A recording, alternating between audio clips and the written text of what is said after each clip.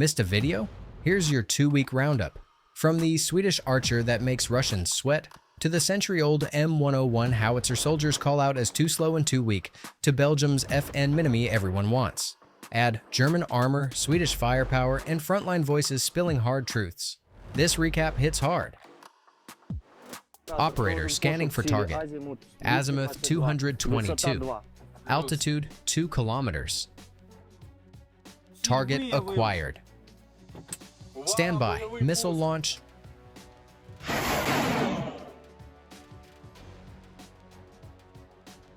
Target destroyed. What's small, British, and possibly guarding the presidential palace in Kyiv? Meet the Raven air defense system. Word is, it was deployed as an extra shield for one of the most protected spots in Ukraine, the presidential office. Not bad for a system that looks this modest. But what about this strange-looking piece? Kind of like King Charles III's tobacco tin. Does it actually work? Well, the answer might just be written on the cabin door, in tattoos. And wait till you hear what Ukrainian soldiers have to say about it. Stick around, you'll want to see this. Клеїти вінілові наклейки. Each of our kills is marked here. That's a Zala, an Orlan, a Supercam, a missile, a Shahed. And what's fast, British and hunts drones for breakfast? This is the Stormer HVM air defense system, another British beast on Ukrainian soil. But how good is it when the sky's full of Shaheds and Lancets? Our crew has destroyed more than 70 targets, mostly drones like the Zala, Orlan, and Supercam. Its appearance might be more traditional, but the Stormer still looks like the love child of a tank and a lunchbox.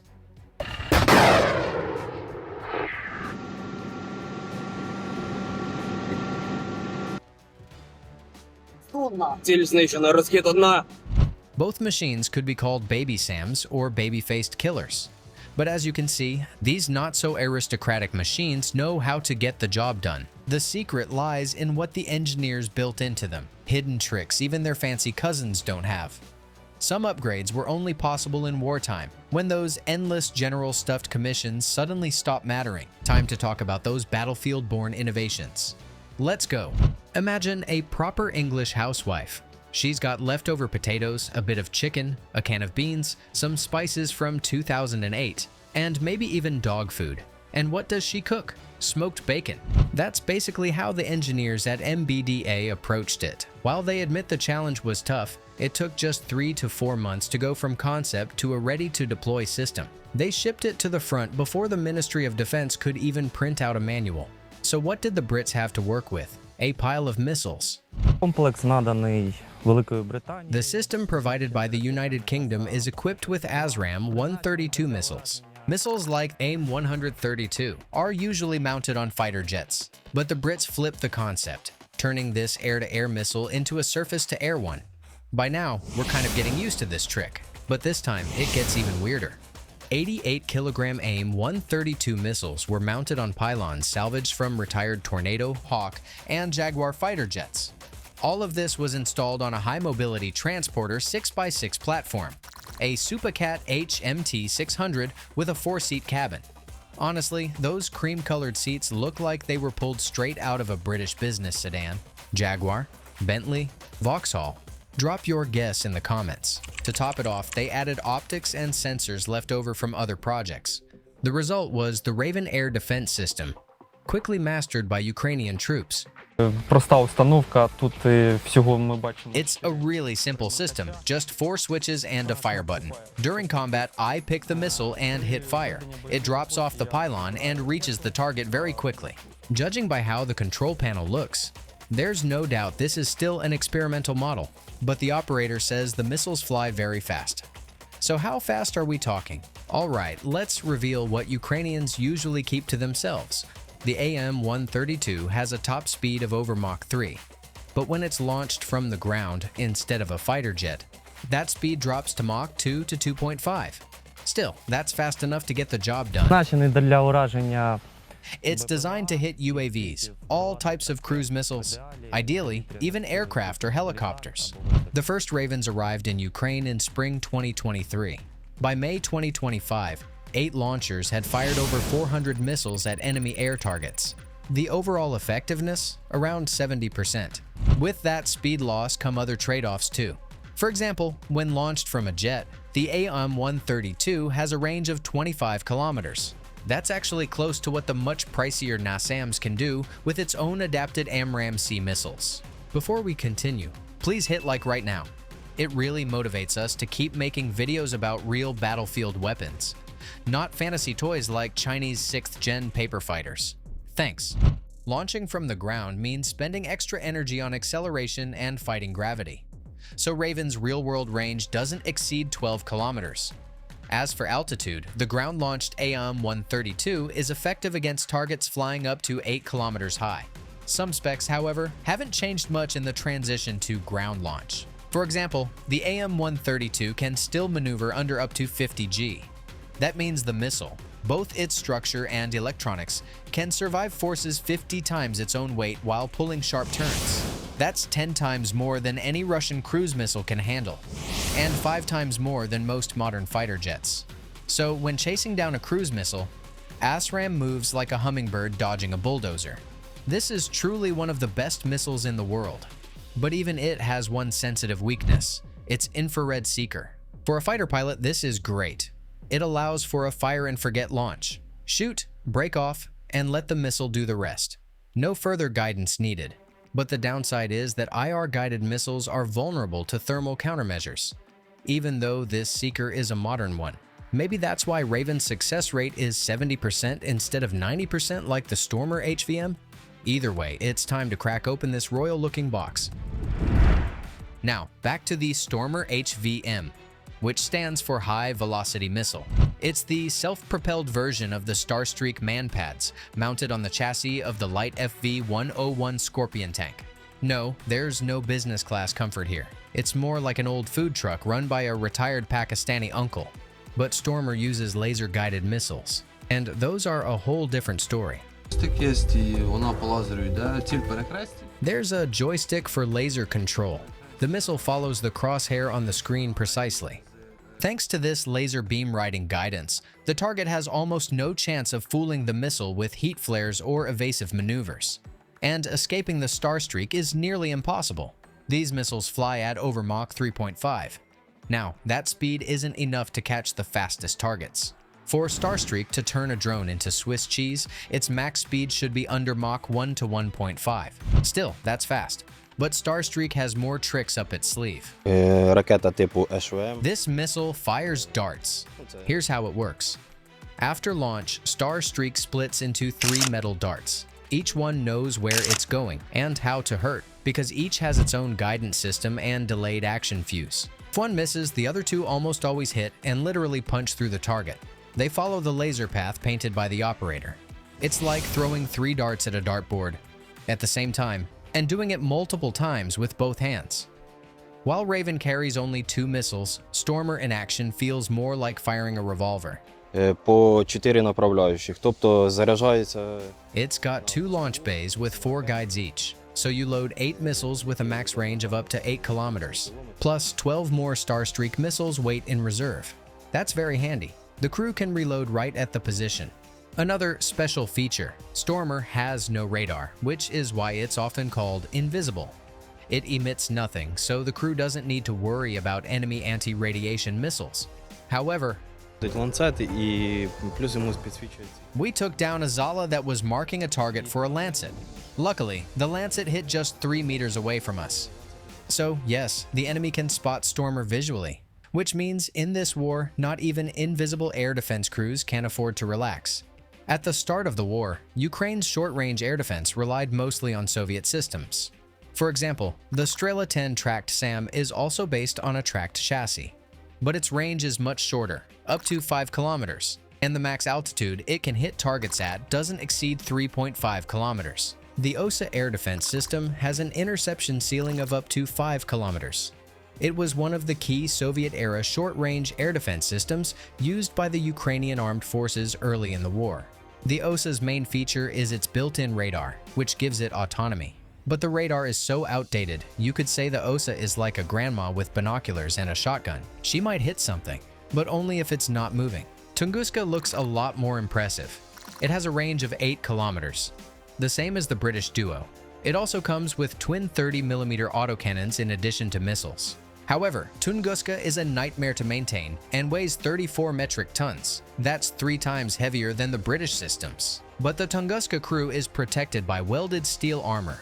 It can stop 7.62mm rounds from all sides, and the front plate can withstand 12.7mm rounds from long distance, although that's not guaranteed. So how are the crews of the British air defense systems protected? That's a fair question, since with their limited range, both the Stormer and Raven are forced to operate dangerously close to the front lines. Let's start with the Stormer, which is based on the Scorpion, technically a light tank. Буквально, не знаю, хвилин 5 простояв. Once we rolled out into position, stood there for maybe 5 minutes, and then the artillery started hitting us.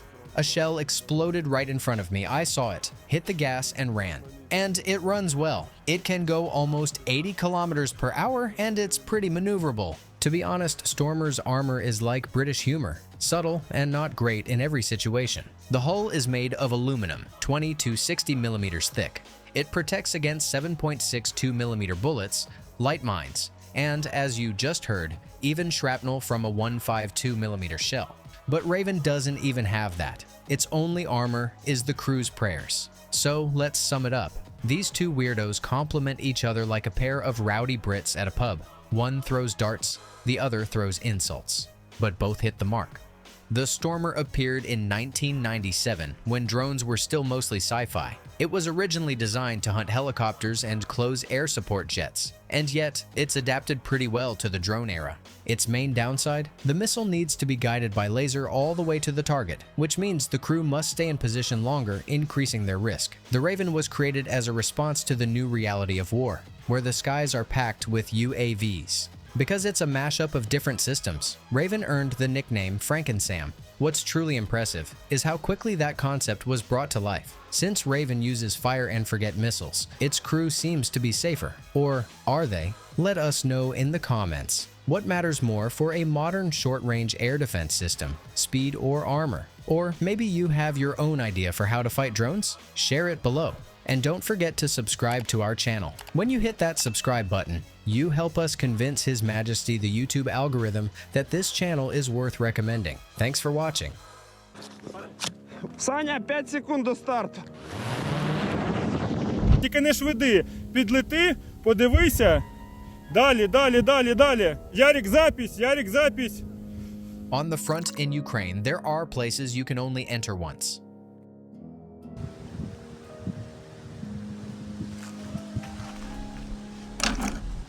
Вот он, рэп.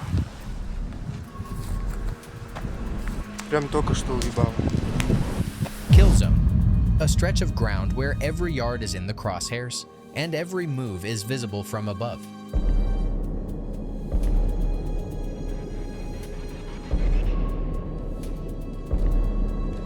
Sometimes the enemy is lured into this zone on purpose.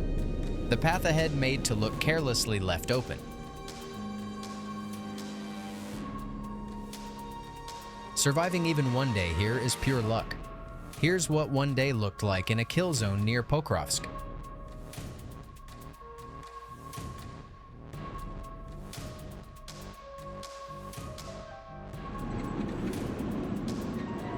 Что это означает? Это означает, палец вверх, это означает, что у нас небо чистое. The day starts with several Russian vehicles moving toward Ukrainian positions between two mining settlements. Just gathering multiple vehicles near the front line is already a small special operation. Here, not only the battlefield, but the rear is transparent to prying eyes. Still, the Russian forward group slowly closes in on an intersection. They don't know yet that this stretch of road has been marked on Ukrainian maps for a long time as KILLZONE.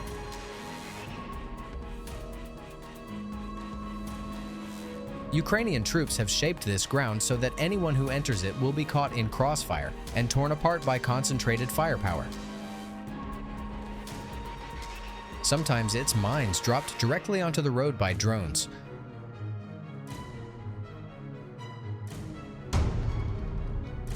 Or sleeping drones waiting in roadside grass.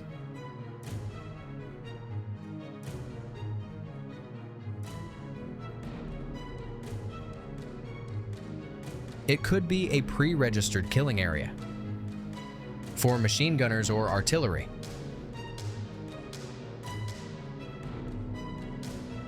But this time, the Russians are met by drones, the first to take to the sky. Ukrainian operators watch, count targets. It's routine work, done every day.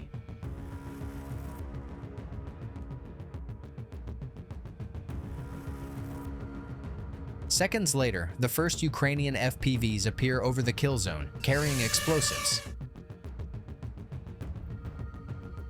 They dive fast, relentless, death from above.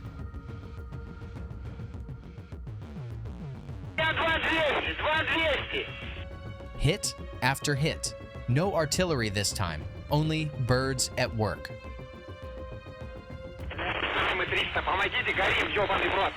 The eye of God is now open. Black smoke rises skyward.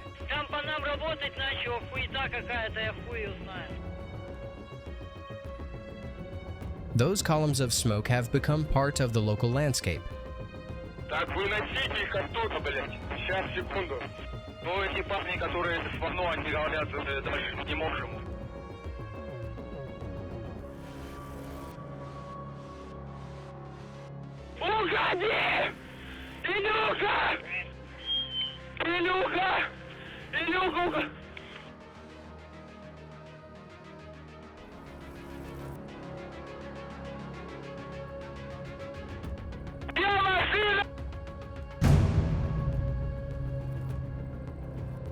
Russian assault troops bail out of their vehicles, scattering in all directions.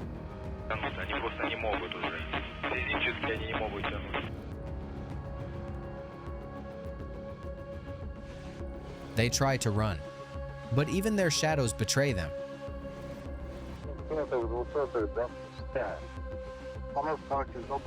Some hide behind trees, but branches don't stop drones. Others jump into pits, but the blast wave finds them there too. They hug the ground, but the drone descends so low you can hear the buzz of its rotors.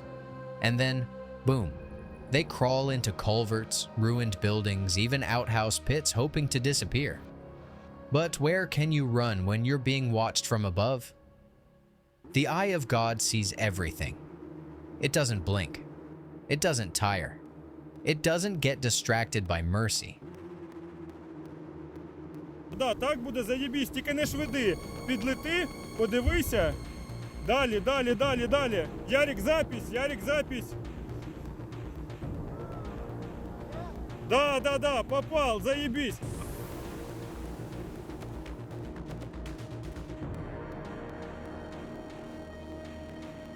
Anyone in its gaze is already dead. They just haven't realized it yet. If you feel a flash of pity watching this, good. It means you're still human. But for Ukrainians, pity is a luxury they can't afford here. In the kill zone, it's about survival. Defending their homes, their land, their families. Within minutes, the explosions fade, the smoke thins, and silence settles. The burned-out carcasses of vehicles smolder. The Russians count their losses. The Ukrainians count their kills. It feels like enough for one day, but no. The sun is still high. The day goes on. So hunt on Russian continues. Too many people in the world still think war is some romantic adventure or a computer game. Your like will help YouTube put this in front of them. Let them see that real war is a terrifying thing. The metal of the burned-out vehicles hasn't even cooled, and the Russians are already preparing for a second attempt. Orders are orders. Their commanders shout and threaten over the radio.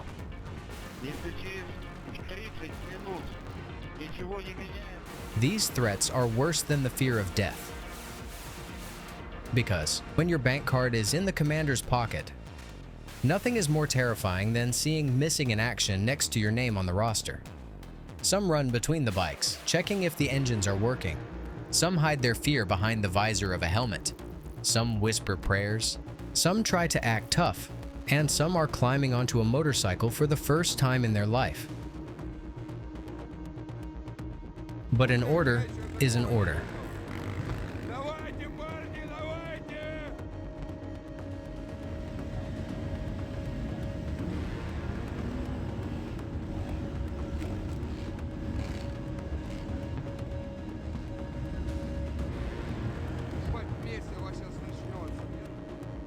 Hands grip the handlebars so tightly that knuckles turn white. The motorcycles speed forward, weaving side to side. In the 21st century, it looks like a cavalry charge.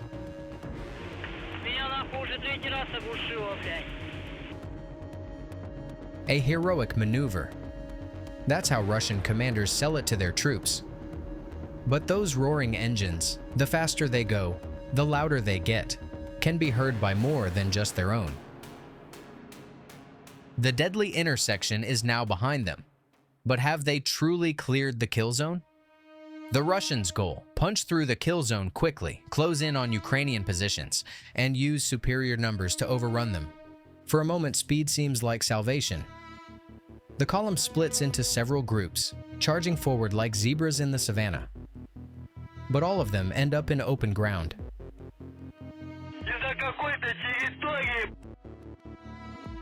Here, 5-inch killers are already waiting.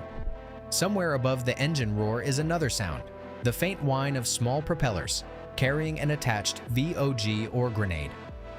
The kill zone is much wider than they thought that morning.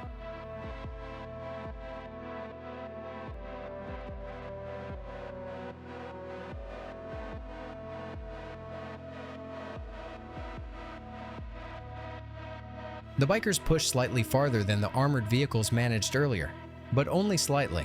The drones keep up with the riders. 1, 2.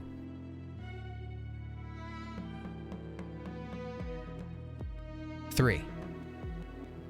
A standard FPV can hit speeds of 60 to 90 miles per hour, and some models can go over 125 miles per hour. The motorcycle has little chance of outrunning them, only a chance to dodge. Some riders drop right from the seat.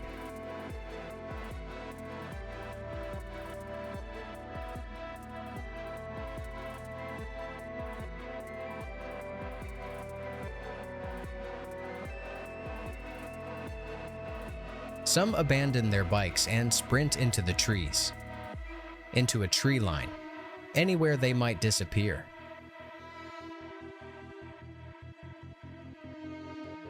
But once the eye of God is on them, the game is over, and there are enough drones for everyone.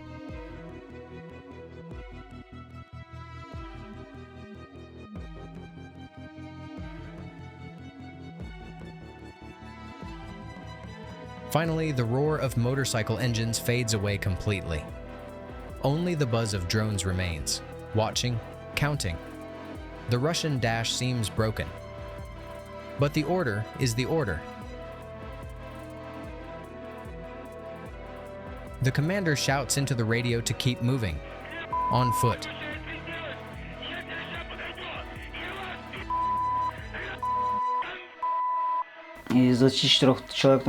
Of the 24 guys on motorcycles, only 2 of us made it, me and my comrade.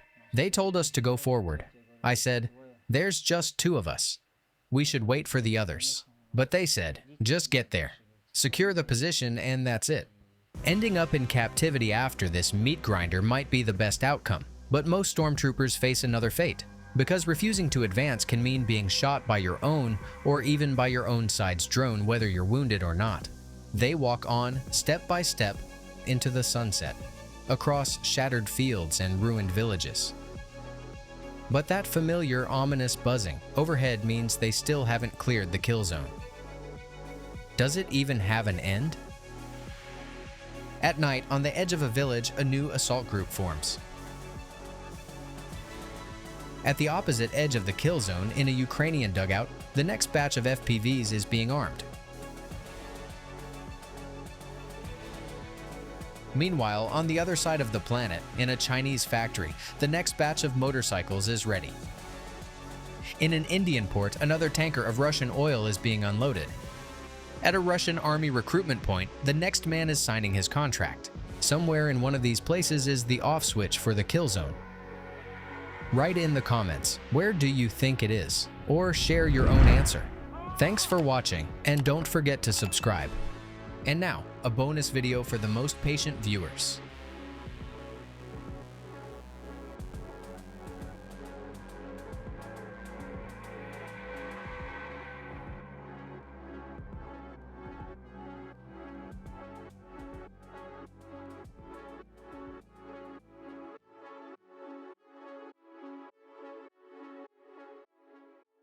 Get ready to see how Sweden's all-terrain Moose saves lives where other vehicles get stuck, how its armored brother, the CV-90, shreds enemies with the legendary 40mm Bofors cannon, and even shoots down Shaheds. We'll also reveal the secret of the tongue-twisting anti-tank gun that needs a rifle, just to aim. And for dessert, the artillery supercar Archer in real action. Enjoy. What does a Moose have in common with the Cold War? This is the Swedish tracked vehicle Bandvagn 206, but among Ukrainian soldiers, it's simply called the Moose. It was created back in the Cold War years to move troops across the Alps. But how did it end up in Ukraine? And what can it actually do on the front line? In the rear, the Moose looks like this, but on the front line, it transforms into something completely different. So, what else can this Swedish machine do? And why is its name definitely not Labubu? The Bandvagn 206 has been adapted in Ukraine in some creative ways, fitted with electronic warfare modules, even a grille and rubber skirts along the lower hull to make drones detonate before reaching the main body. But sometimes that's not enough. It's not armored at all, and that's a minus. What it lacks in armor, it makes up for in mobility. With all 4 rubber tracks engaged, the Moose literally pulls and pushes itself forward. It doesn't bog down in mud, snow, or water, places where even an armored personnel carrier would stall. Each Bandvagn is like Ariadne's thread, linking Ukraine's trench labyrinths to the rear and the field hospitals. Now imagine being a wounded soldier and seeing this little iron locomotive coming through shell fire to drag you to safety. And yes, when needed, it can even be armed. If necessary, a turret with a Dashka or a Browning can be mounted here. But when it comes to real combat, the Moose is not the first choice. That's when you call in its Swedish cousin, the Stridsfordon 90, better known as the CV-90. Check this out. Here, a Russian FPV drone armed with a shaped charge is chasing a CV-90. This Swedish beast is tough, but even it can't always dodge drones. Watch what happened near Kursk. Against fiber optic guided drones, escape is nearly impossible. A shaped charge slammed into the CV-90. The crew fought to save the machine. They barely made it, but everyone survived. And that's the key. The CV-90 completed its mission by saving lives. One Ukrainian soldier remembers. This very vehicle has taken multiple hits from Lancets and shaped charges. Once near Kursk, we got hit by 5 FPVs with shaped charges. They gave us hell, big time. Comms went down and we barely made it out. Luckily, we managed to drop off the troops. Otherwise, we'd be bringing back hamburger meat. There are already multiple videos on this channel where Ukrainian crews talk about their CV-90 experience. Generals from NATO countries are watching those lessons closely. So today, let's show you something different. Because while the CV-90 can save lives, its main mission is killing. Look at this. These are crowbars for the Swedish IFV. That's right, Godiva grade rounds. Smash that like button if they remind you of chocolate bars. But these aren't hot dogs for a 25mm Bushmaster. These are armor-piercing rounds for the legendary 40mm Bofors L70 cannon, spitting them out at nearly 5 rounds per second. First impression? I've got an erection. Looks like this guy is some big military boss. And you know how it goes. When the boss is in a good mood, everyone under him feels better too. And this is a poet's dream. These beauties fly out to 11.5 kilometers. You can fire them from closed or semi-closed positions. Indirect fire support. Sure, it's not a standard role for the CV-90. Acting as a wannabe self-propelled howitzer isn't ideal. Range is short, accuracy is lower. But in modern war, with drones buzzing above like starving piranhas, every extra trick is welcome. That's the thing about the Bofors L/70. It's turned the CV-90 into a high-tech sniper robot, spotting on its own, aiming on its own, feeding rounds on its own, and firing fast. And if you're wondering, can this beast SWAT drones too? Hell yes, my friend. It's already been done. Rare footage shows the Bofors shredding Shahed/Geron suicide drones at altitudes up to 5 kilometers. That's no accident. This was actually the Bofors' original career path back in the 1950s, when it entered service as an anti-aircraft cannon. In 2023, Lithuania donated 36 L70AA guns with ammo to Ukraine. Now these same Bofors are back in business, guarding Ukraine's skies. We couldn't grab interviews with those AA crews. Didn't want to distract them from, keeping drones out of the sky. But we'll try next time. Hit subscribe and like this video so you don't miss it when we do. Your sub also motivates us to keep producing these frontline stories. Thanks for staying with us. And now, check this out. Recognize this thing? Looks a little clumsy, right? This isn't just some recoilless rifle. It's the grandfather of Swedish anti-tank ambitions. And wait till you hear its name. Panzerhaubitze. Unfortunately, I can't pronounce it. I don't know Swedish. Officially, Panzerhaubitze 1110. Thankfully, the world just calls it PV-1110. In English, easy. Anti-tank gun 1110. Slower, bro. No need to rush. Developed in the 1950s, the PV-1110 could be towed on a wheeled carriage or mounted on vehicles. Back in the day, it rolled on tiny all-terrain carriers. But Ukraine didn't get those chassis in the delivery.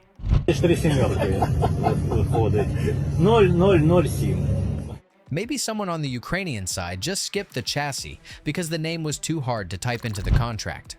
Nevertheless, it shoots. The PV-1110 is a specialized tank killer. Fires only heat-shaped charge rounds, which can punch up to 800 millimeters of armor, depending on the type. Effective range, up to 900 meters. Max range, 4.5 kilometers.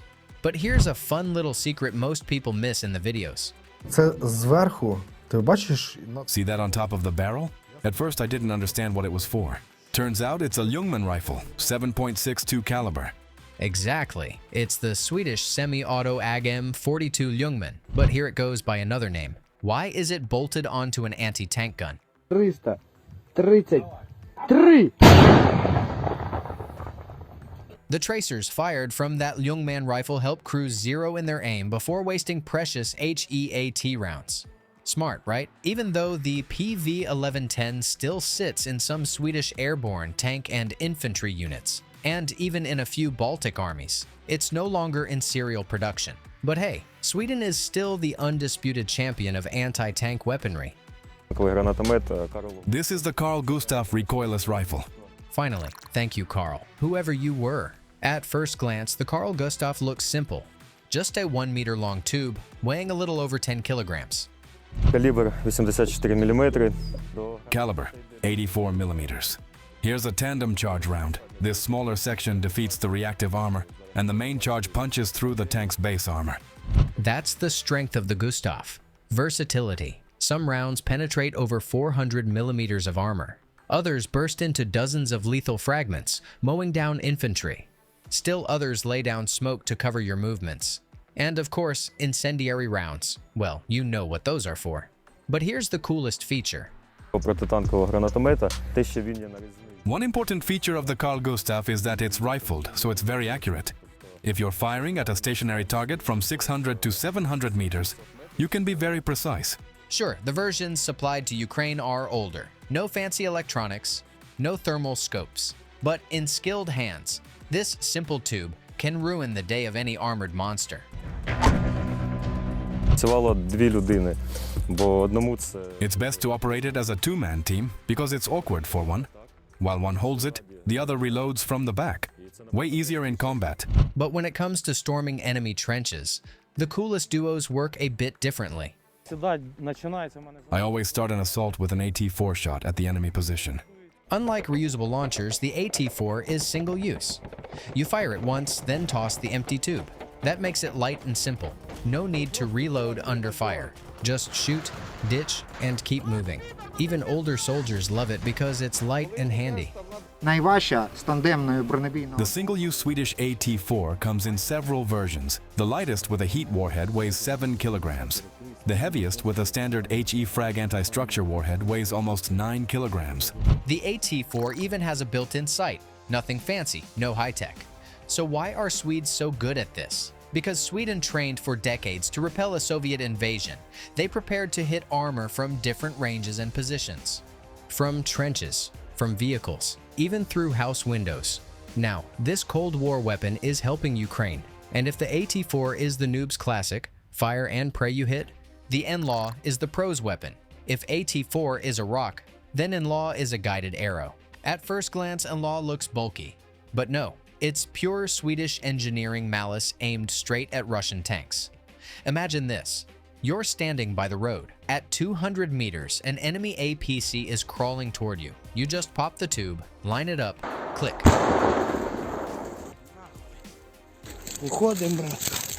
The rocket remembers where the target is heading. From that moment, it doesn't care. You can already run for cover and sip tea. Same trick works on tanks. Lock, fire, move. But here's the real secret. There are two levers, type of attack and distance to the target. Flip it to overfly top attack, and it's like stabbing a tank in the heart. The crew never even knows where it came from, because the warhead detonates above the turret. Need to smash a bunker or lighter target instead? Switch to direct attack. The NLAW becomes a straight hammer of fate. At the 20-meter setting, the missile detonates between 20 and 100 meters. At the 100-meter setting, it detonates from 100 meters and further. NLAW proved itself in Ukraine, both in cities and out in open fields. It showed the world that even a small tube in the hands of a brave soldier can stop a steel beast worth millions. Tried to break our line with 18 tanks. Only 3 archers stopped this colony. If you ask any Ukrainian fighter which Swedish brand deserves the top podium spot, the answer is clear: Archer. And no, it's not just because the name is easier to pronounce than Panzerhaubitze. Yes, it's one of the best self-propelled artillery systems. The Archer isn't just a gun on wheels. It's an artillery supercar built for 21st century war. Okay, destroy it. Next one, fire, fire, fire. The Swedes took a powerful 155mm Bofors F877 gun and mounted it on a Volvo A30 all-terrain truck. The result? A machine that looks like it rolled straight out of a sci-fi movie, but one capable of flipping the script on the battlefield. Of course, only if the crew are true professionals. Our artillery cannons are Matilda, Alice, Amanda, Hugo, Ulf, Joel, and Andre. All these names are our tribute to the instructors who taught us. Range: standard shells, 30 kilometers, base bleed shells, 40 kilometers, Excalibur precision rounds, up to 60 kilometers with circular error of just a few meters. And all this with just a 3-man crew that doesn't even touch the shells during firing. The fully automatic loading system does the heavy lifting. Glory to Sweden. Really glory to Sweden. But Archer isn't the only Swedish weapon worthy of respect from Ukrainian soldiers, or attention from you. Thanks for staying with us. Tell us in the comments, would you like a full video about another Swedish system? For example, the RBS-70, a name so simple even your buddy who failed Swedish class can say it. Or maybe you've got another suggestion. Drop it below.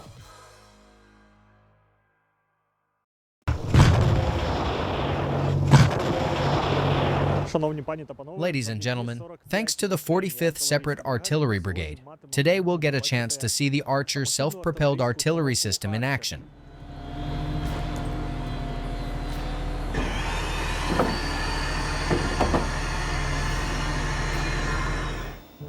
What makes this piece of artillery unique is that the crew doesn't even have to get out to fire or deploy. Everything can be done from inside. Right now, we can actually watch it in action. The guys are setting up a mission. That's what they call it. Yeah, a fire mission.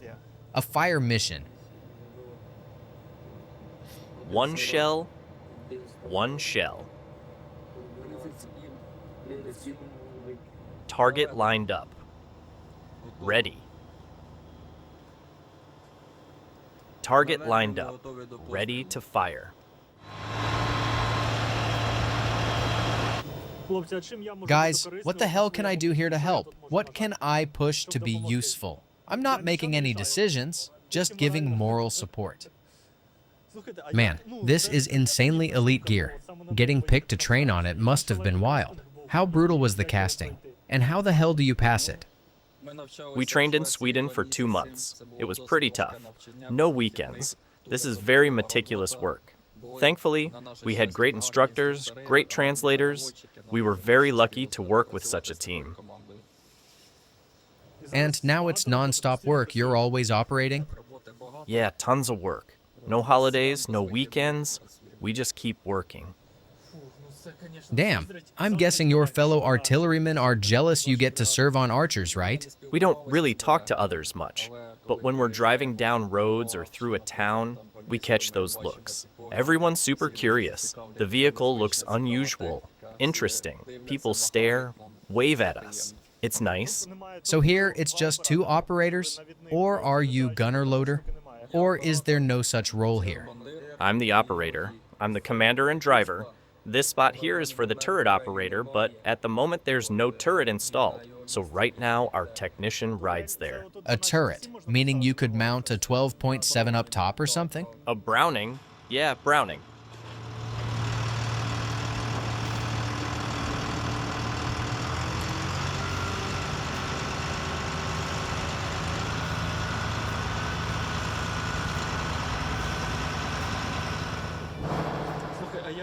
I gotta say, your camouflage is impressive. And it's not just visually blending in. Down below it looks like it even hides you from thermal reckon, like a foil type thing, roughly speaking. That's a Barracuda net.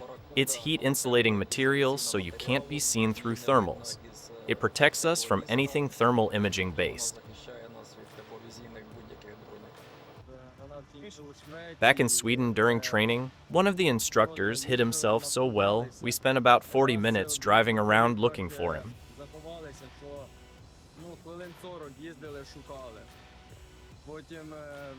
Finally, he got on the radio and asked for our coordinates so we could find him.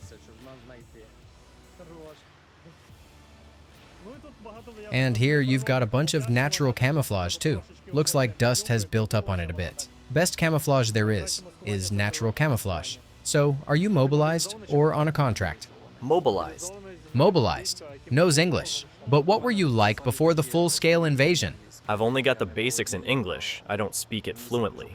But even that helped me a lot in Sweden. And what did you do before the invasion?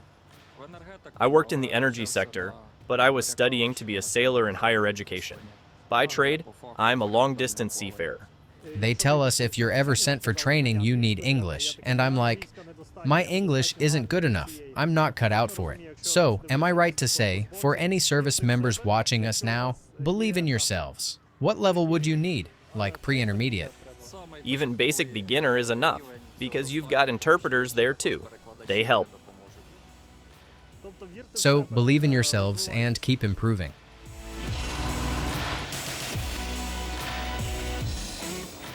This is a super cab, and it even has CBRN protection, chemical, biological, radiological, and nuclear safety. So once we shut the doors, right now they're open, once we close them, you should feel full pressurization inside. The guys say it should actually pop your ears. Let's try. Yeah, I can feel it. Here's the pressure gauge for the cabin, sitting at 1 bar right now.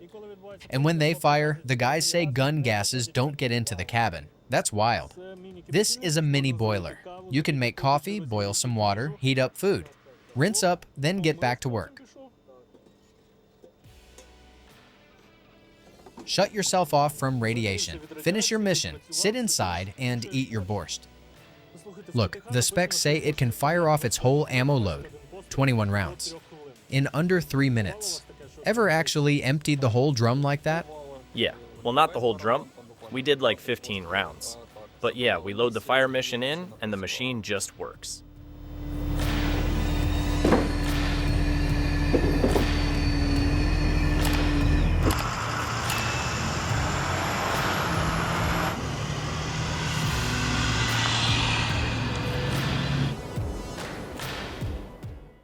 Alright, now we're going to film the Archer a bit, standing a little distance away. For safety reasons, obviously. Safety for us, so we're not right next to the gun. Safety for the crew, so we don't give away their position by being too close. Hopefully we'll get some badass shots. Fire. Fire!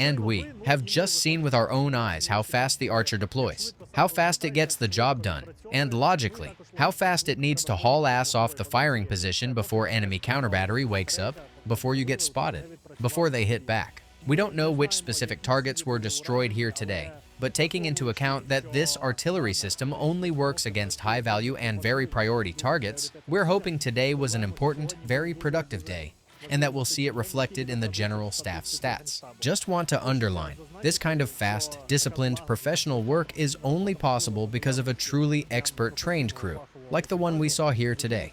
Massive respect to these guys, and to every warrior in this brigade.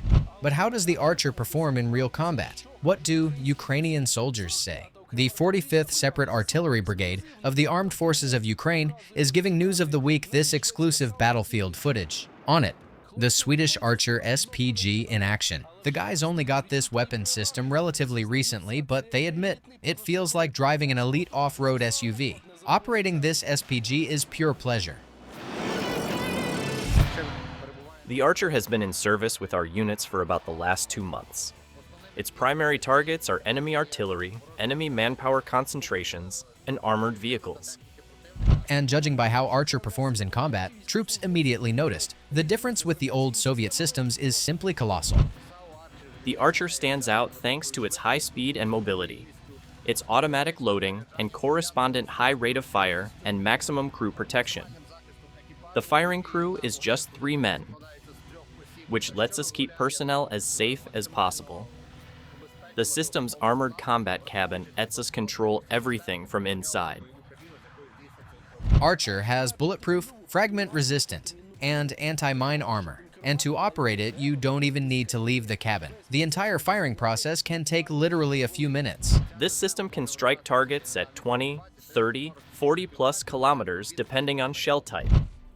But that doesn't mean Archer doesn't have its drawbacks. First, it's not made in mass production, only a few units per year, so it won't be replacing other systems anytime soon.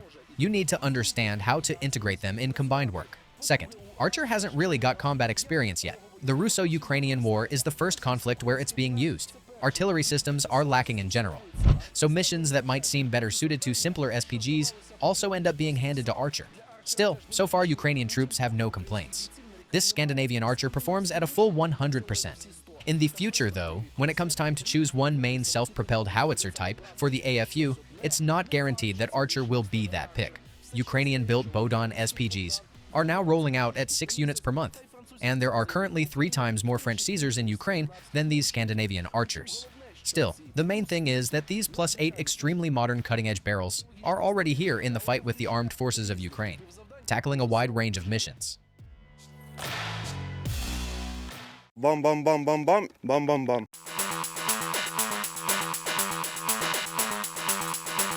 Welcome. This is the show What's That Barrel on Army TV.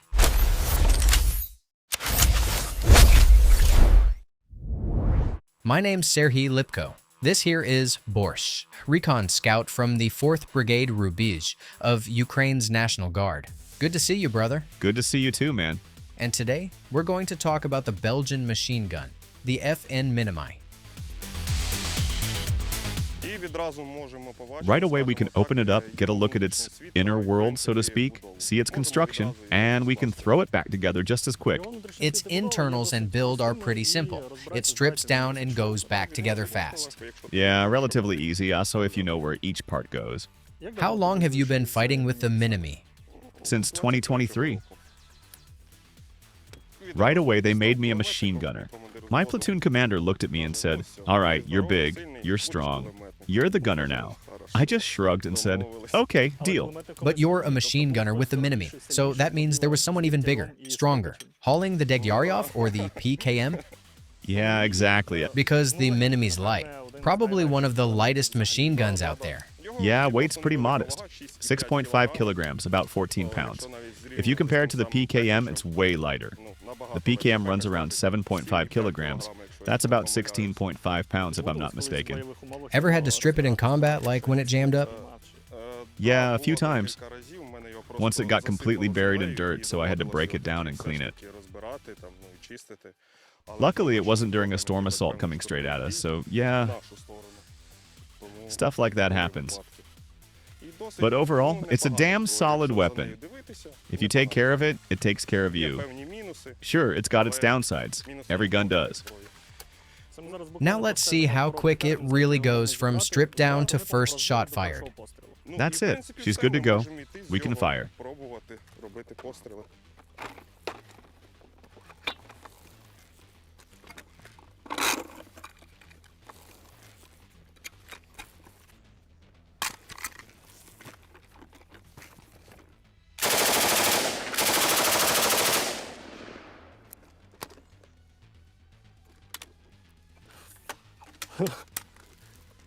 Machine gun ready. Clear.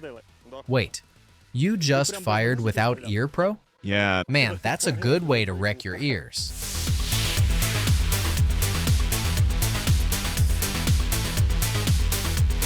Hit like and subscribe. It really motivates us to keep making new and even better videos.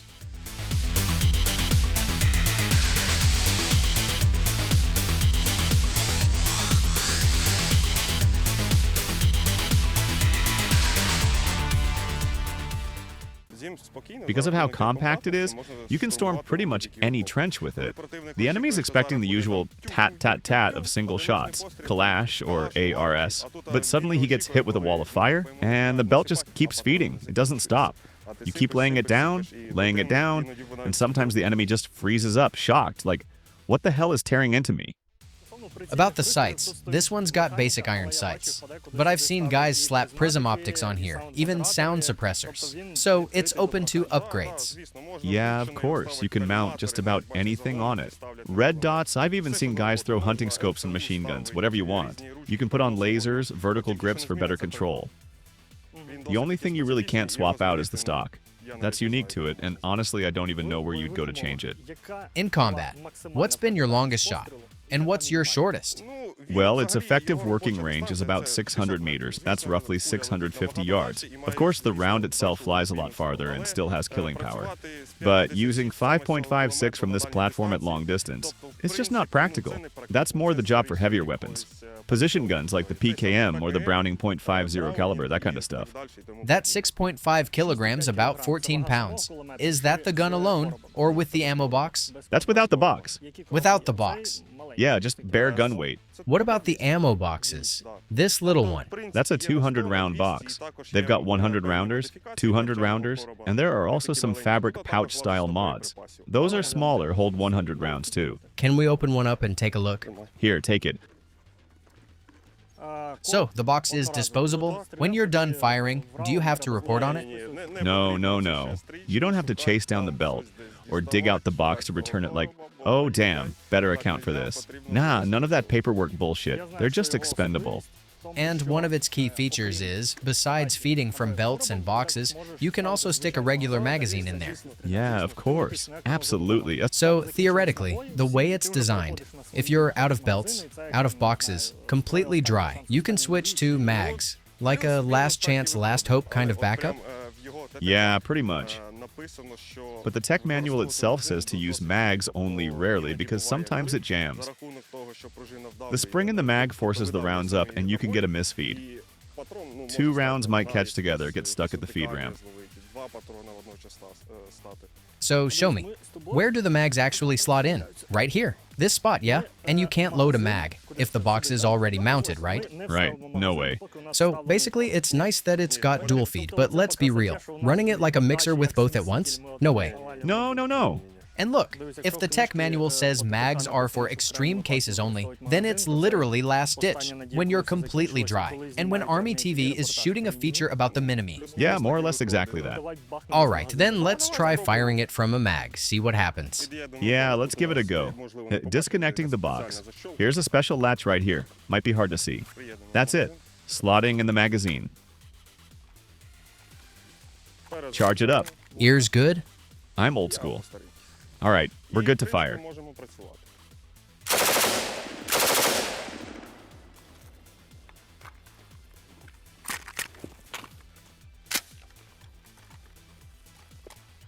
No jams? Nope, all clean.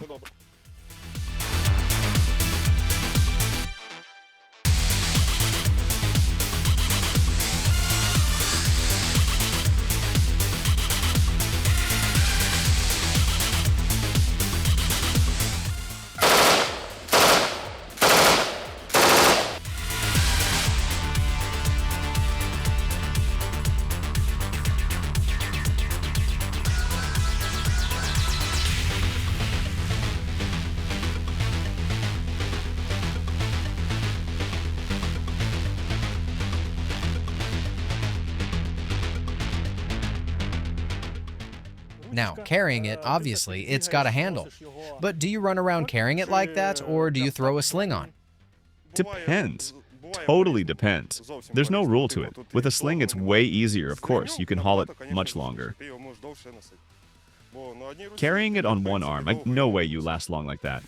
With a sling, you just throw it over your shoulder. And by the way, the stock folds up here. Makes it as short as it can possibly get. No smaller than that. Absolute minimum length, and you're ready to work. Though I've noticed most guys use a forward grip here. Looks easier with that. How's it feel to work off the bipod when you're dug in? For me, honestly, it's even easier on the bipod. Why the bipod? If I could grab it further out front, I'd grab it there.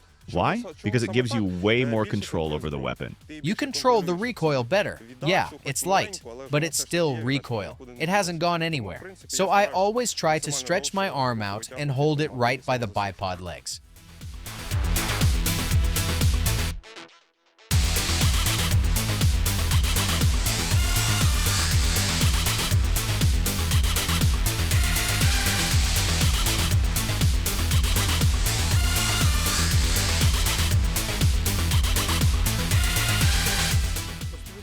All right, here's some reality TV for you. From a guy who's never fired a Minimi. We pop open the cover. Classic, right? Feels natural, loading it like this. Something like that. Belt goes in. Done. Close it up. Hardest part now. Actually lifting it. Then we rack it back, yeah? Of course. And then I let the bolt slam forward, right? You've got to guide it. If you don't guide the frame, this handle right here, then on the very first shot, it can jump a good 100 meters off target. Damn, that's important to point out. This isn't your AK. Basically, with every machine gun, you've got to chamber it properly, and this one's no exception. What I see, the safety's already off. Yeah, you can work it now. That safety is a thing of its own, right? If you're left-handed, it's always going to be a pain. This little piece will always jam against your finger. Right now, it's set up for normal people. But if you're left-handed, this thing sticks out and gets in your way. That's just the curse of being a lefty. Though in Counter-Strike, they say lefties are the best shooters. Could be. So it actually sticks out like that? Yeah, try it.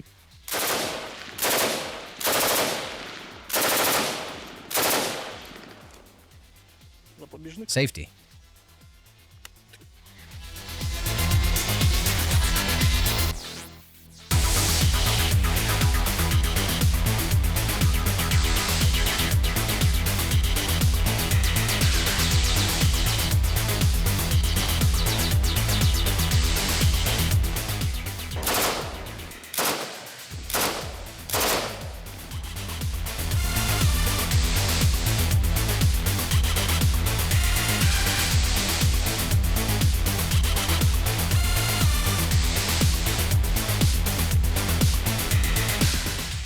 The downside, if you're left-handed, you're directly in the path of the ejected brass. It kicks out hard, and it smacks right into your arm.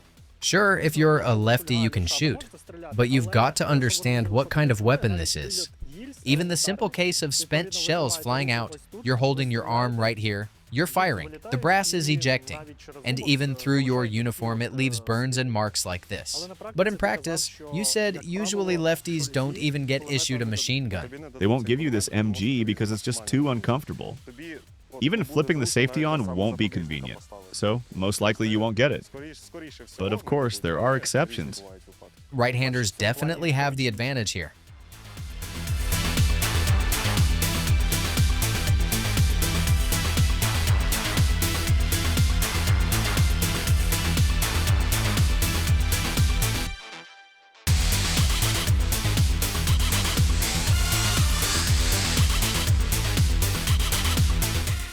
You said you can even switch shoulders while firing? Of course, you can do transitions. Even partial transitions in theory? No, can't do it. I couldn't reach. Better if you show it. You pull it off better. Standard stance. We go bam, bam, bam. Burst fired, but then hop, I switch sides. Got it. Bam, bam, bam. Keep firing. Bam, bam, bam, and I switch back. Bam, bam, bam. That's how. With this machine gun, it's not very convenient. Crossing it over your chest is uncomfortable. Best is over the head like this. Bam, bam, bam. Then back. Bam, bam, bam. Here, hold it. The sling, of course. Here, I'll help you. This is why brothers in arms matter. You know when they ask, why does a machine gunner need a second number, the assistant gunner? Well, this is exactly why. We're good to go.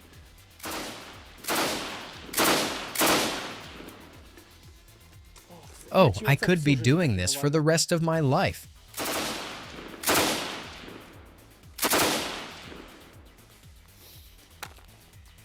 Weapons clear. This one goes here. Final trigger squeeze. All clear, weapons safe. So, what's your impression? Well, listen. This is a hell of an attraction when you're a military TV host, and there's always someone next to you, fixing your ear pro, feeding the belt.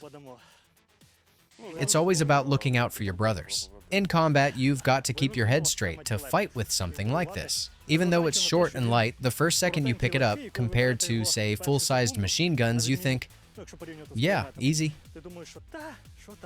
But 5 minutes in, it's a whole different story.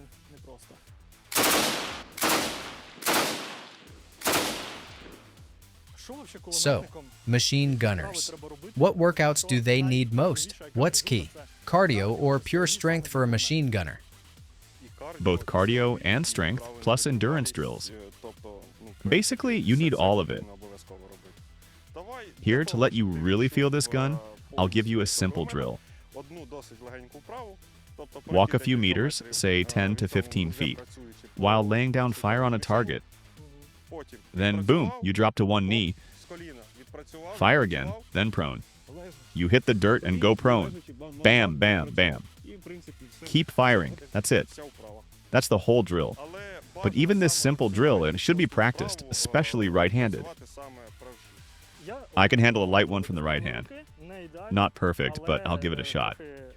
Of course, of course. Don't forget your ear pro.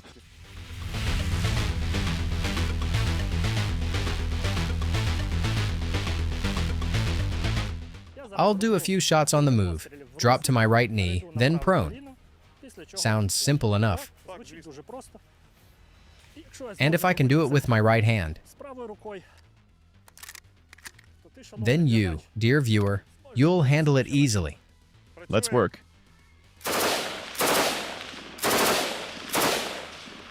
Knee.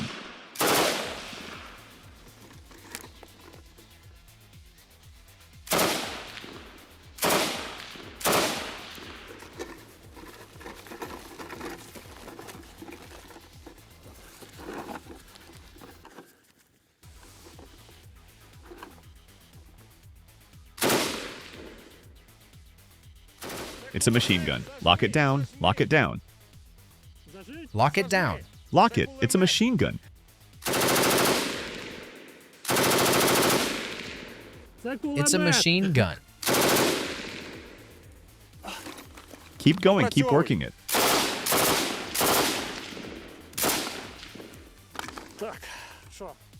Weapons clear? Weapons clear. No, sorry. Don't let go of this thing. Important detail, always toss the leftover belt. Because next time you load, it might jam somewhere you really don't want it to. Important detail. Is that everything? Or should we run it one more time? Just in case, let's do it again. That's it. We're fully certain the weapon is cleared, no round chambered.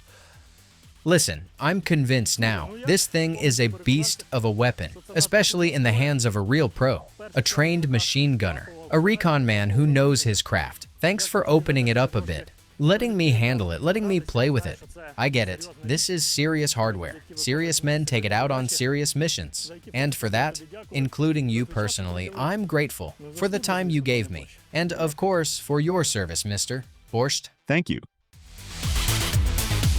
The FN Minimi, a Belgian-made light machine gun chambered in 5.56 by 45 NATO. It's one of the most widely used LMGs in the world, in service with at least 45 armies.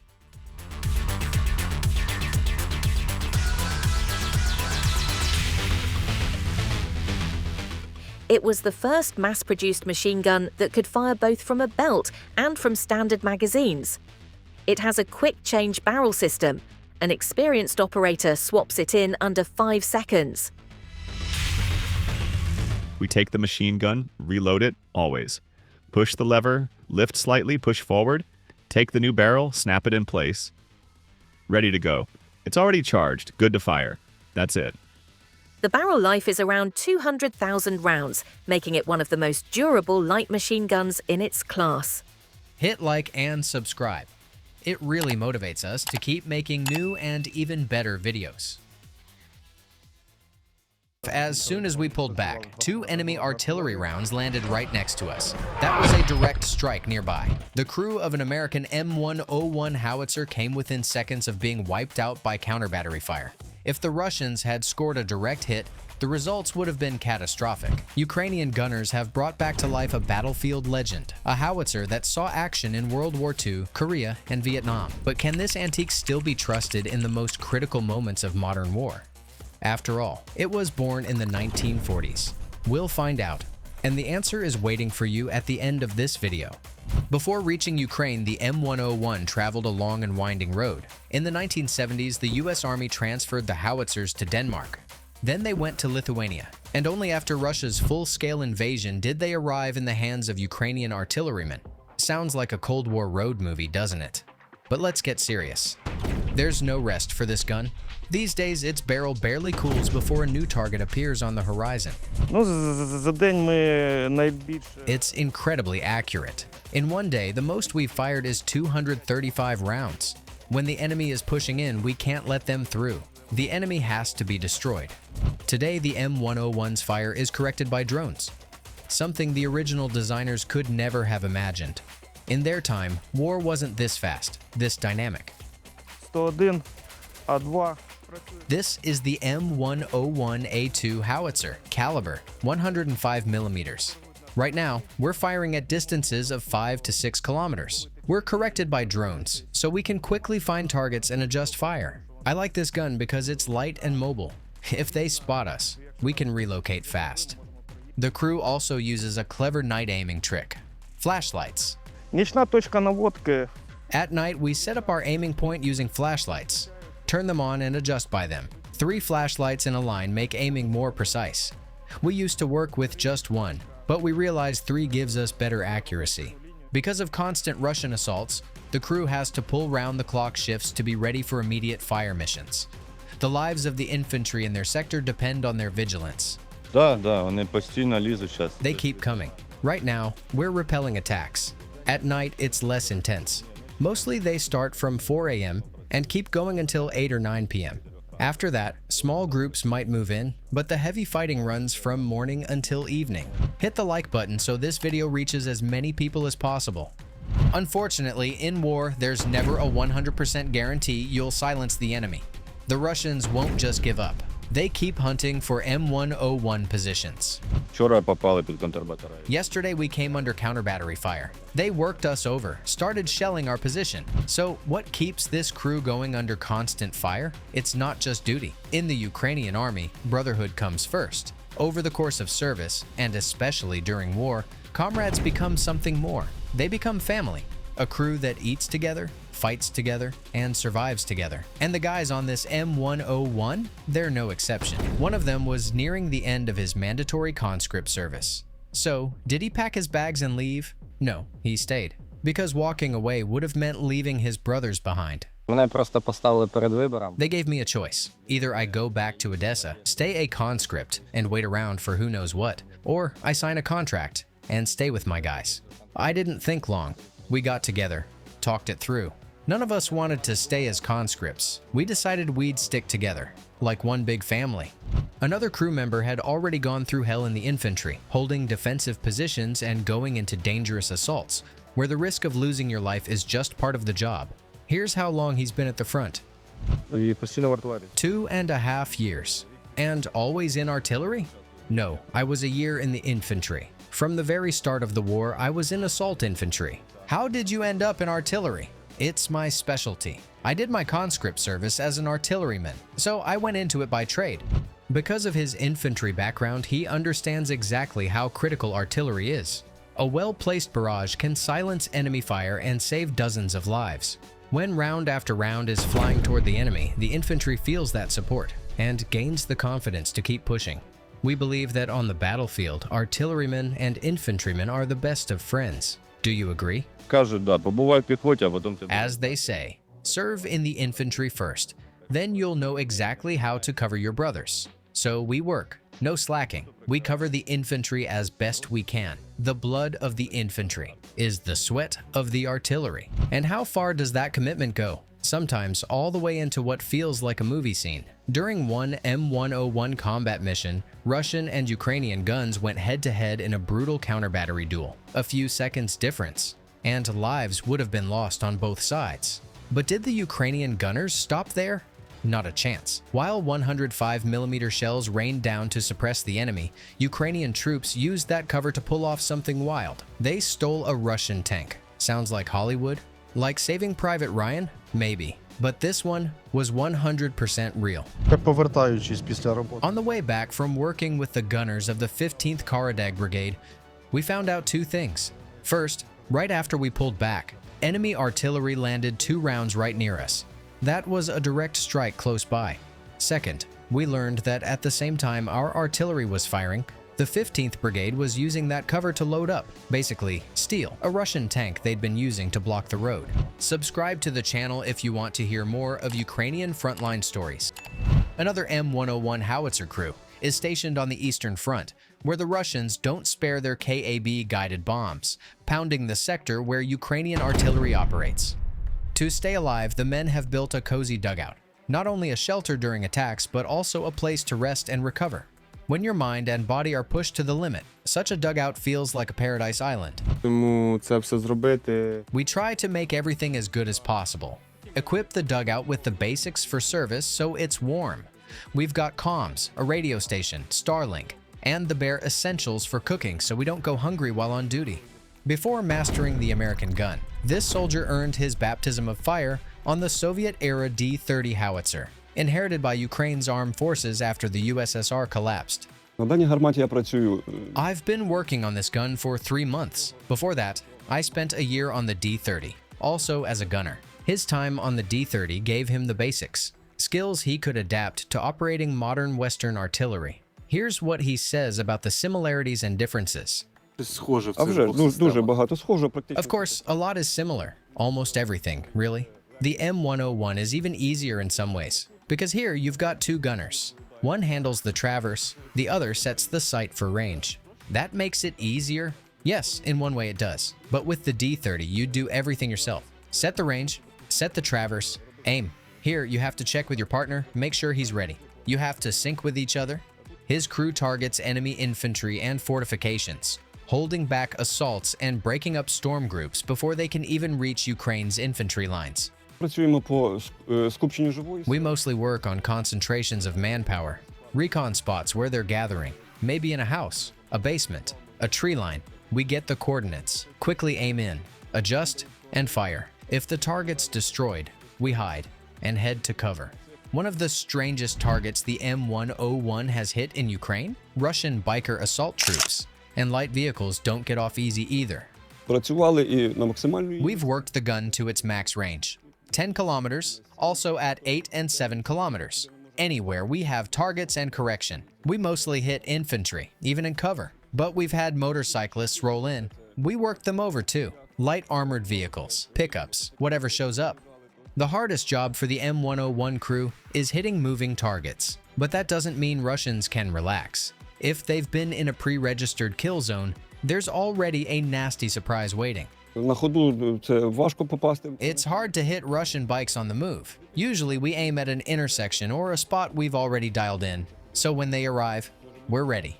If you want to hear an incredible story about how Ukrainian gunners on the L119 took out moving vehicles, click the link in the top corner of your screen.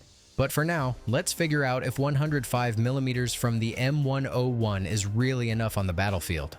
Here's what one Ukrainian soldier thinks. You know, I thought the same, that it wasn't enough. But then they sent us footage of our work. I saw the mushroom cloud rising after we hit. No, it's enough. More than enough. The M101 can fire high explosive fragmentation, armor-piercing, spotting, cluster fragmentation, and smoke shells. In Ukraine, they mainly use just two types. Mostly we fire frag shells. That's the most common. If we need to drive them, the Russians, out of cover, then we switch to HE. You can switch it. Sure, like with any shell, the fuse has settings. You set it, and that's it. When it comes to rate of fire, the crew jokes it all depends on the day. Oh, you can't really say for sure. Some days we might sit half the day with a cigarette. Other days, we're drenched in sweat. We're sure you, like us, are impressed by the age of this howitzer. So what's the secret behind its longevity? It's all about round count and timely maintenance. These guys take meticulous care of their gun, never skipping a cleaning. Depends on the number of rounds. If we haven't fired much, then once per shift. When we hand over the shift, we pass it on clean. It all depends on the round count. At this point, it's safe to say the M101 is old but gold. If you maintain and care for it, it can still deliver outstanding results, even with its age. It's a perfect example of skilled artillerymen giving new life to hardware that really belongs in a museum. Of course it can serve. The main thing is regular maintenance. Clean it on time. Top up the recoil system oil on time. If you stay on top of all that, it'll keep serving and serving. The American M101 loses to the Soviet 122mm D30 in caliber, but Ukrainians still give it the crown thanks to its accuracy, rate of fire, mobility, and compact size. And what about you? What's the M101's greatest strength? Drop your answer in the comments. Here near Kharkiv, I survived 5 Lancet hits, 9 artillery impacts, 14 FPVs. Yeah, I'm a lucky guy. This soldier just came straight from a position near Kharkiv. Was it pure luck, or is German engineering truly capable of withstanding the hell of modern warfare?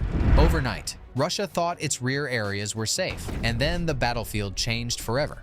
This is the RCH-155, a wheeled beast that can fire on the move, hit targets tens of kilometers away, and disappear before the enemy even knows where the shots came from. Imagine this. One moment Russian troops are sipping tea far behind the front line. The next, they're diving for cover under a storm of shells from a gun that was never supposed to reach them. But here's the catch. Ukraine still doesn't have it at the front. So why is Germany holding back its most advanced artillery while sending Leopards, Gepards, PZH-2000s, and even the Iris-T? And which of these weapons is really turning the tide? Stay with us, because today we'll uncover the German arsenal in Ukraine and reveal which system truly deserves the crown. Feast your eyes on the reigning queen of the battlefield, PZH-2000. Every outgoing round is like a strike on a funeral drum. The loading system rattles like the last door slamming shut. And every incoming hit feels like the wrath of God itself. Can you hear the word Panzerhaubitze in those thunderclaps? Smash the like button if you hear it too. And what about protection from this war's curse? Drones? It all depends on the angle of impact and whether extra passive armor plates were bolted on at the strike zone. What's it made of? Fiberglass blocks on a steel base. Sometimes survival is as simple as parking under thick trees. And if your dugout is reinforced with chain link mesh, even better. The PZH-2000 isn't just tough, it's fast. Roll out, fire, and scoot back into cover before the enemy even blinks. In just 9 seconds, it can fire 3 shells, and in under a minute, 10 shells. Its accuracy? Already battlefield legend. But pure firepower isn't the only job for this German beast. Our tasks? Counter battery fire, mining the area, stopping counterattacks or assaults, supporting infantry, suppressing everything. Too many tasks to count. The PZH-2000's fire control system includes a combined day-night sight and a laser rangefinder, allowing ultra-fast targeting. The commander's seat has a digital display hooked into the onboard computer. It's basically a point-and-click death machine. Boom. Literally yesterday we were asked to set the forest on fire with special rounds. Well, roughly speaking, we lit it up and burned it down. The PZH-2000 has a whole buffet of ammunition types. Officially, Germany didn't supply incendiary rounds to Ukraine. What we do know is that the PZH-2000 can use illumination shells. They carry very little explosive, but a lot of material that can ignite wood. And in dry weather, even a regular HE round can turn a tree line into a bonfire, cutting off Russian maneuver routes. That forest had a Russian company strongpoint inside. We flushed out 2 platoons from there, and even burned some of them. Not bad. But if you don't want just a bonfire, and instead you want a full-blown hellscape that eats everything in its path, you call another German.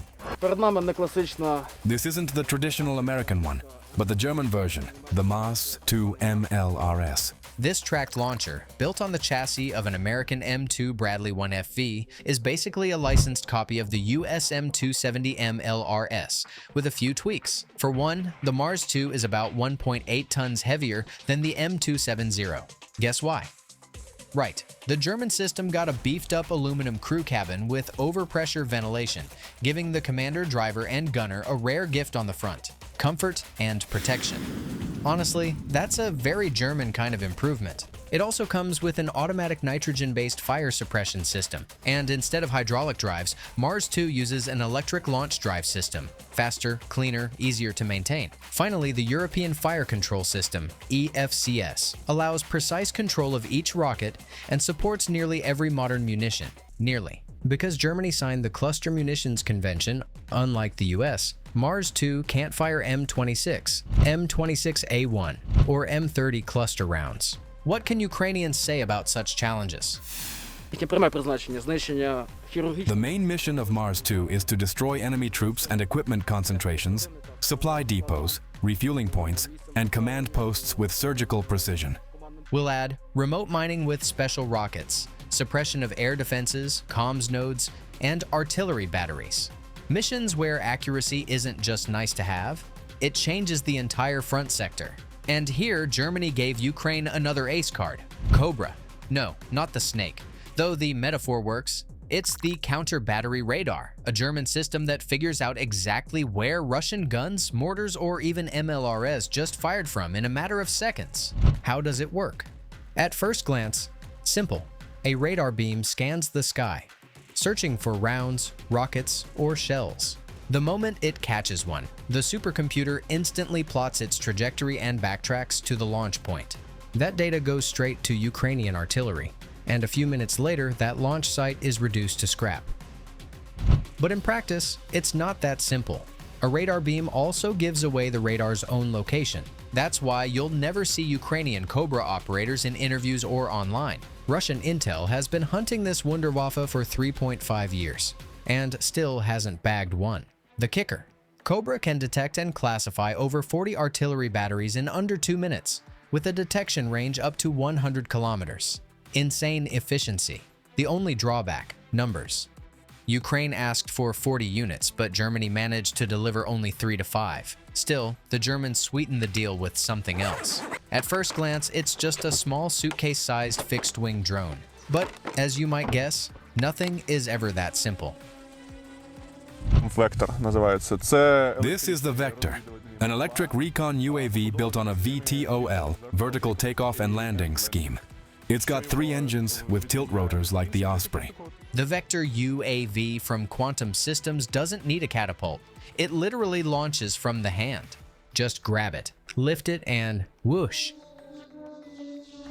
At 30 meters altitude, the servos tilt the propellers horizontal, and it flies like a plane. You can launch it from grass up to your chest. Same thing on landing, you can just catch it by hand. But the real killer feature of Vector isn't VTOL. It's the insane camera. The Next Vision Raptor camera is considered the best in its class. It's got a 40 times optical zoom, so you can spot a decent-sized target from up to 9 kilometers away in good weather. Plus, an excellent thermal imager, even usable in daytime. And that's still not the end of it. Vector turned out to be so good that Ukraine started producing a licensed version, with upgrades. The Ukrainian build adds acoustic sensors, Basically, a microphone that picks up enemy artillery fire up to 15 kilometers away. Відзумся трошки. Диви. Що там? О! Спостерігаю вторинну детонацію. Okay, but what about tanks? Because tanks are supposed to be the trademark of German engineering, right? Exactly. Here's a Leopard 2 ripping apart a Russian convoy, showcasing one of its best tricks, the fire control system. I lock onto the target. If it's moving, I press these buttons for 3 to 6 seconds. The computer tracks it automatically. I can maneuver, even turn around completely, but the gun stays locked on target. Ukraine received under 100 Leopard 2s in various modifications from its allies. Not a huge number for a war where tank losses are counted in the thousands. But next to Soviet-era junk, a Leopard 2 looks like a brand new iPhone sitting next to a rotary phone from the 1970s. When you see a Leopard 2 in action, you don't get that slow-motion footage vibe you often get with older tanks. This is free advertising for German armor at its finest. And how does it compare to the Abrams? Stay tuned. One of our next videos is dedicated entirely to that clash. For now, let's make a bold claim. The Leopard 2 is not the most effective German weapon in Ukrainian hands. So what is? It's the Iris-T, Germany's masterpiece of air defense, designed to swat targets even if they're hiding behind flares, smoke, or decoys. Probably the most advanced weapon of this entire war. We've got two modifications of Iris-T, the SLM and the SLS. SLM is the big launcher, meant specifically for cruise missiles. SLS is the smaller one, using cheaper missiles against drones. Every day, Russia launches waves of missiles and drones. And every day, Iris-T operators say, no thanks, and send them to the trash bin. The secret. Super maneuverable Iris-T missiles adapted from air-to-air versions for ground launch. The SLM, surface-launched medium variant, was heavily reworked and enlarged, reaching 40 kilometers in range and up to 20 kilometers altitude. Meanwhile, the SLS short-range launch uses the original air-to-air missile. We've got entire videos dedicated to Iris-T in Ukraine, so check those for full details. But here's a little secret. The true drone-killing champion isn't the Iris-T at all. It's something much older. Yes, it's the Gepard Spog. This self-propelled anti-aircraft cannon left the Bundeswehr back in 2011, looking like an aging rock star. But sometimes fate hands you a second youth. There are two radars here. The first one, folded behind the turret when on the move, is for target acquisition. The second radar is for tracking and fire control. Locking the target, tracking, and taking it down. But the main trick of the Gepard isn't even the radar. It's the twin 35mm cannons. They're like two raised fingers of victory. These Swiss-made Oerlikon KDA guns can hit targets up to 13,000 feet, making them perfect for intercepting Shahed-type kamikaze drones that haunt Ukrainian skies every night. That's why the Gepard is the reigning champion of drone kills. But who's going to take the belt tomorrow? Our bet is on Skynex. Yes, also German. And yes, also using an Oerlikon gun, but the new generation, which means faster fire rate, up to 1,000 rounds per minute, and it sounds beautiful. A Skynex battery is made up of 4 revolver gun Mk3 units. Each is unmanned because the operators sit separately at a control post. That means each piece of the battery can be hidden and dispersed, making it harder to destroy in one strike. The primary radar station is also separate. It scans, detects, and classifies targets. But each gun has its own tracking radar, so it can autonomously lock and shoot even if comms are jammed. Yes, Skynex is already fighting in Ukraine, but their numbers are still very limited. That's why, for now, it's not the main player. But trust us, it's got a bright career ahead. So, do you agree? Drop your thoughts in the comments. Did we just show you the best German weapons in Ukrainian service, or is the real champion someone else? Maybe we missed your pick? If so, write it down. Thanks for watching, and stay sharp.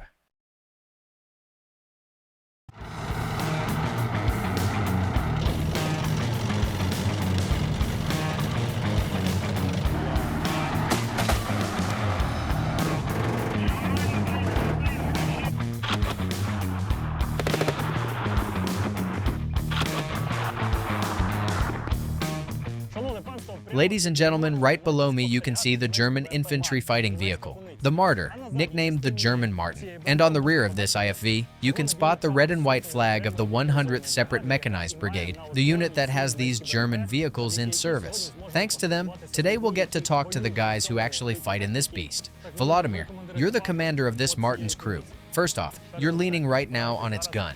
MK-20 machine cannon. That's the designation.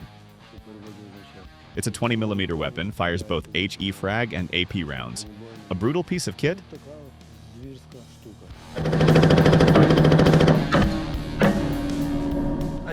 And what about maintenance? How often does it jam? Does it jam at all? And how hard is it to deal with when it does? Depends on how you lubricate it. If it's graphite grease, yeah, sometimes it jams. If it's proper gun oil, it runs smooth. It also depends on the ammo manufacturer. If it's cheap or shady ammo, you'll get jams. But with good rounds, no issues. And this isn't the only weapon on the module. Over here, you've also got the MG3, a German MG 42 modernized. So, still German steel. MG3, chambered in 7.62 millimeters, right? Right. We've seen you lay down fire with it. Support the channel with a like and subscribe. The rate of fire is insane. Yeah. Not bad at all. And of course, 7.62 millimeters, we've seen your ammo stowage. You're packing a serious load. 500 rounds, give or take a bit more. Now, your main combat task. As an IFV, you've got to deliver infantry into the fight, suppress enemy positions so no one interferes while they dismount within line of sight. Yeah, just hammer them. And then pick them up after. You've got room for 7 troops inside? Now about armor. The manuals say, frontal projection was designed specifically to withstand the Soviet BMP-2's 30mm autocannon. On paper, it's supposed to hold against 30mm. But in practice, how does it feel? This one's got extra armor kits, about 5 tons added. These external plates you see, that's the add-on armor. Factory issue, or is this a later modification? No, that's an upgrade. With it, the vehicle weighs about 35 tons now, from 32 up to 35. Average is 35 tons. And with that weight, not exactly light, how's the mobility? Good. Handles well.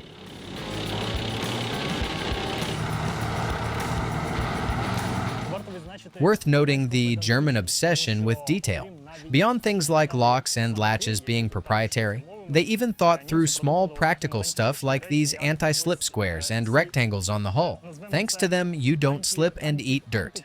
Now, you might say, Serhiy, how bad is your balance that you're falling on something so basic? But trust me, in winter, in fall, when mud or ice shows up, this whole thing gets slick as glass. You're trying to sprint onto it in a rush. And you're sliding, falling.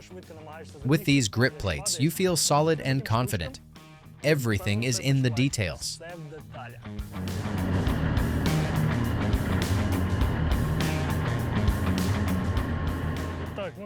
And now, Mykola, you're the driver mechanic of this fantastic machine. Yeah. So, how fast? You pin the speedo? How much? Most of the dial. You've pushed it to 60 kilometers per hour? Yeah, 65 to 70 kilometers per hour. Transmission. I get it's both automatic and manual, right? You can switch modes. It's got 3 gears plus automatic. And pedals. You've got clutch in there, I assume. Gas on the right. No clutch. Yeah, gas on the right, brake on the left. Wait, then how the hell do you drive it like a manual? Well, let me explain.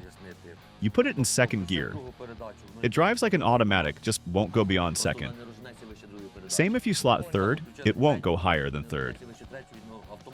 Automatic mode, of course, gives you full speed. And this panel to your left, especially that big red one. What's that? That's the fire suppression system. Works automatically. If it doesn't trigger, you rip this seal and force it manually. Thanks, Mykola. By the way, we ended up in matching t-shirts. Very thematic shirts. For the machine? Yeah, for the machine. This here is your workplace. I'm sitting right in front of you. Pretty cramped in here, gotta say. I'm guessing you and the vehicle commander have to be best buddies because you're basically pressed against each other in these tight conditions. Otherwise, you're throwing elbows all day. No cinema seat arguments here about who gets the spot. You just have to sync with each other. Right then. I see you've got periscopes. Triplexes? Yeah, 3 of them. How's the visibility? It's all right, but for shooting, you've got to look through this sight. Flip it open, look through, fire. Got it, got it. And this is the night vision. Can't switch it on now. Would blind us. Yeah, as commander, I've got plenty of optics here too. Like this one, for example. That's night vision. Night sight, thermal imager, and this one's daytime vision. So you're slave to this as your gunner, basically mirroring me? We're synced up, yeah? Yeah. So, basically, I can take control myself. Or you can fire. You're sighting through this eyepiece, right? From here. Yes. And the trigger. That's this button here.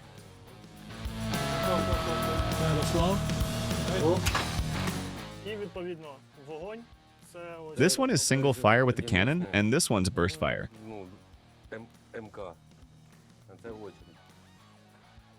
And how do you switch over to the MG3? Yeah. Well, you switch on the autocannon, switch on the MG, and then it's all bursts. No single shot on that. So this is your main control panel. More or less clear now. MG, that's the machine gun. AC, that's the 20mm cannon. Got it. Well, you've got 2 ammo boxes here. This one is HEFRAG, and this one is armor piercing.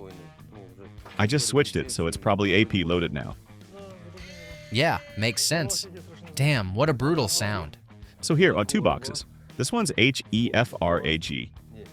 No, wait, the AP is on top. That box is loaded. The HE frag is the bottom one. 2 boxes. 2 belts feeding in. 1 and 2. And one last question. These numbers here, that's the round counter, right? Or what? You can set how much ammo you want in the load, like 50 rounds, for example. You plug it in, and it'll burn through that. Basically, it's like a safety measure. Tells you how much you've got left. So, as you figured out, the crew is 3 men. The driver, sitting here. The commander's seat is right next to the gunner. Very close to the gunner. Critically close to the gunner. Close enough to kiss? Close enough to kiss, as the gunner says. And what am I doing climbing out? Fine, I'll crawl back.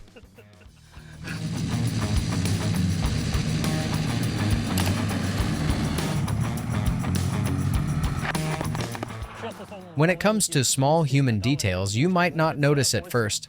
There are rear-view mirrors hidden right here the whole time. Yaroslav. You can see yourself in them, right? That's Yaroslav, our cameraman.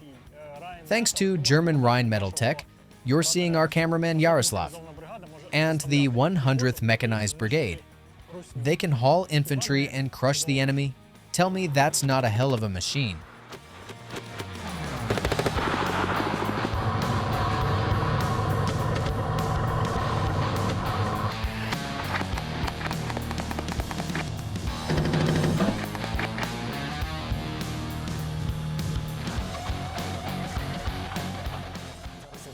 Right now, I'm inside the troop compartment of the Marder IFV IFV. This is a German infantry fighting vehicle. Its name translates as Martin, and today I'll be talking with the crew. We'll try riding it, test how it moves.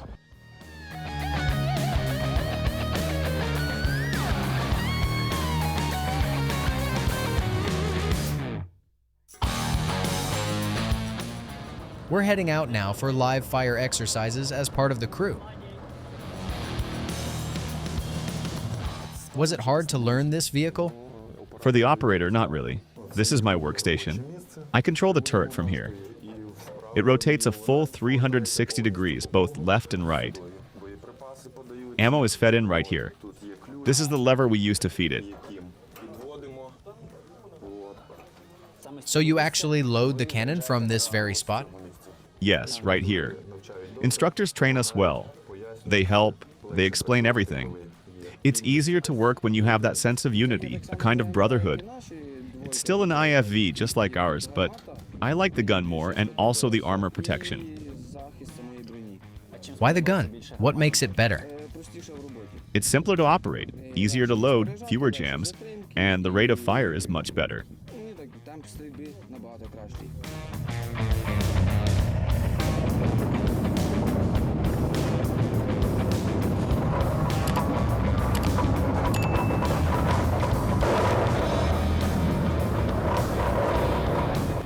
Behind me now, the Marder crew is loading up the vehicle.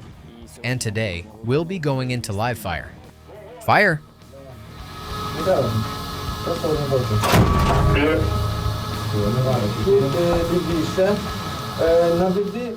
Well, how was it? All good? Good. What's happening right now? Firing the cannon at targets. So they fired once. What's next? First shot is for correction. Then we adjust, get a more precise aim, and fire in bursts.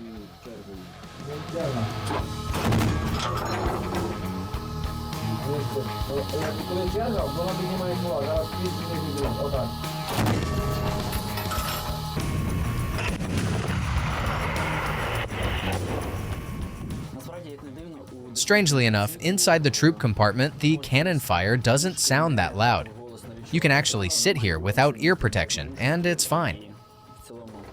Overall, for the infantry and back, it feels surprisingly comfortable to ride. Yeah, it's good inside. On top of the armor, it's rougher, of course. You get tossed around more, but for infantry in here, it's good riding. Safe, too. I've heard of it taking an RPG hit, and if it rolls onto an anti-tank mine, it can handle that as well. It's a really solid vehicle. Strong armor, good maneuverability. In the crew, I'm infantry. We do trench assaults, house clearing.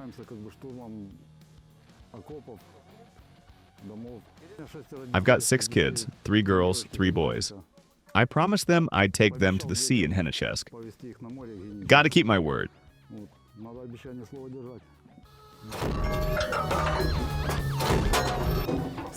Is it hard to aim with this cannon? No, the gun hasn't been zeroed, so we need to calibrate it. We locked onto a target. The round landed off to the right and a bit high. We adjusted, recalibrated, and lined up on the target. The second shooter hit the target dead on with his very first shot.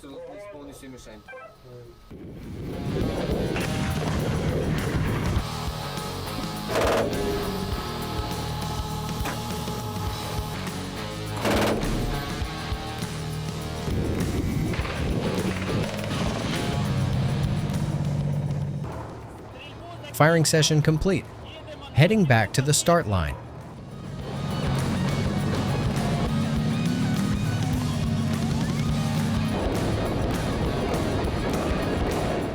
How did we do today? What's your impression? I think we did well. We had solid hits. You feel that rush of adrenaline. Makes you want to keep learning because the enemy isn't standing still. He's got to be stopped. On the tracks of this machine, you can see these rubber pads. They're put there so the vehicle can roll down regular roads without tearing them up. Under the hood, it's got a 600 horsepower engine, and it pushes this beast up to 65 to 70 kilometers per hour. It climbs a 60-degree slope, no problem.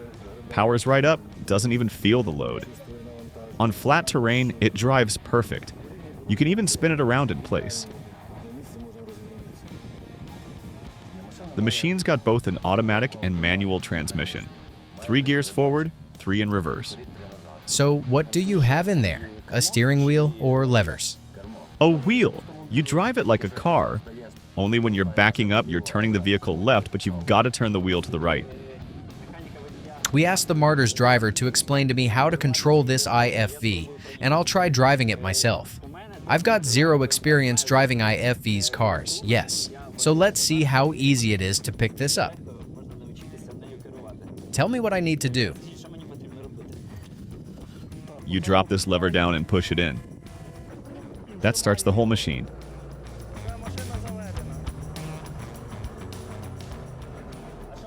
Wait, what am I pressing wrong?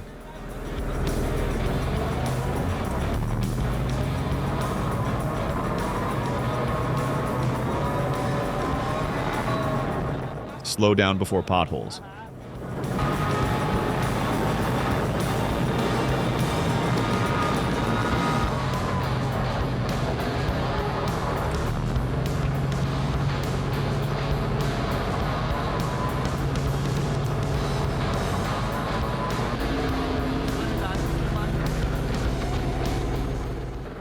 The feeling you get in this thing is that you've got a monster in your hands. It chews through any obstacle, splashes straight mud on your face.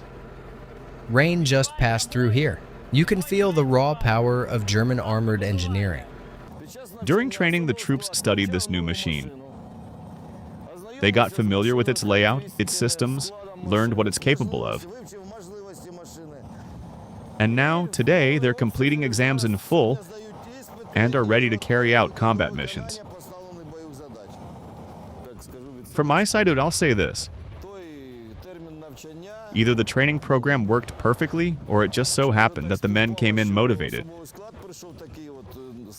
with the sense they already knew this machine. And how did the exams go today? Very well. Not a single failing grade, only S and A's. I can say with certainty, I trust the men who passed this training. I'd go into battle with them. They're that well prepared. Stay tuned. Tomorrow we'll drop a first-person look at Azov troops clearing enemy positions near Toretsk.